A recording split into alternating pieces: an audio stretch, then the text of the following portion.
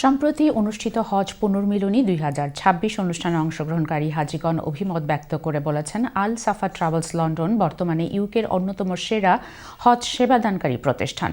মাওলানা গোলাম কিবরিয়া সাহেবের সভাপতিত্বে ও পরিচালনায় অনুষ্ঠানে প্রধান অতিথি হিসেবে উপস্থিত ছিলেন শাইখুল হাদিস মাওলানা আব্দুর রহমান সাহেব। অনুষ্ঠানে আল সাফা ট্রাভেলসের বিগত বছরের প্রায় 80% হাজি অংশগ্রহণ করেন। উপস্থিত হাজিগণ অনেকেই নিজেদের অনুভূতি প্রকাশ করেন এবং ভবিষ্যৎ কার্যক্রম নিয়ে গুরুত্বপূর্ণ পরামর্শ প্রদান করেন। সবশেষে মাওলানা হারিস উদ্দিন সাহেবের দোয়ার মাধ্যমে অনুষ্ঠান শেষ হয়।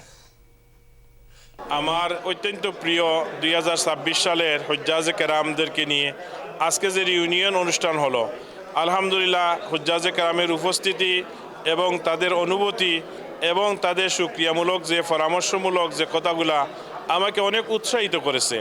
আমার জীবনে আমি হজ বারবার আল্লাহকে করার তৌফিক দান করেছেন, কিন্তু 2026 সালের হাজিদের হজ এবং অন্যান্য বিষয় নিয়ে আমার জীবনে অত্যন্ত স্মরণীয় দিন। আজকের দিনটা হাজিদের কাছ থেকে আমি যে পরামর্শ পেয়েছি, এটা আমার জন্য আগামী বছরের জন্য খেদমতের জন্য অত্যন্ত মূল্যবান পরামর্শ।